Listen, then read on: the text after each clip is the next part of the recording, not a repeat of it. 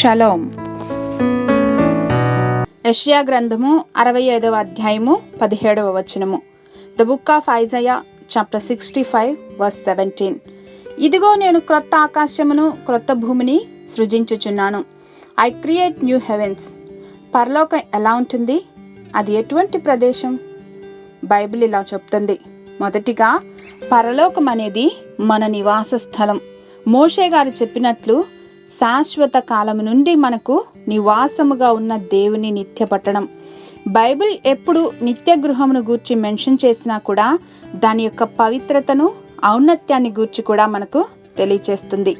రెండవదిగా పరలోకం అనేది శాశ్వతమైనది. ఇటు శాశ్వత రాజ్యమును గూర్చి యేసయ్య తన శిష్యులతో తన తండ్రి ఇంట అనేక నివాసములు కలవు, మీ కొరకు స్థలం సిద్ధపరచ వెళ్ళుచున్నాను అని చెప్తున్నారు. మూడవదిగా మనుష్య మేధస్సుకు మించిన సర్వ సుందరమైన పట్టణం, ఎందుకంటే hour God is God of beauty.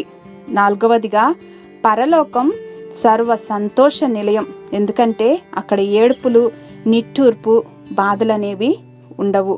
మనం కోల్పోయిన మన ప్రియమైన వారిని తిరిగి కలుసుకునే ప్రదేశం.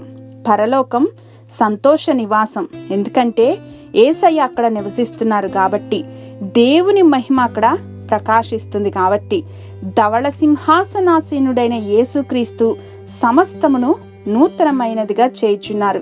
హల్లెలూయా. దేవా, మీతో శాశ్వతమైన పట్టణంలో కలిసి నివసించటానికి, ఇంకా మా ప్రియులైన వారిని కలుసుకోవటాన్ని గురించి ఆలోచనలు చేస్తున్నప్పుడు మా మనసు చెప్పనా సఖ్యము కాని సంతోషంతో నిండిపోతుంది. ఇట్టి ధన్యతలను యేసు నామములో మాకు అనుగ్రహించినందుకు వందనాలు ప్రభువా. ఆమేన్.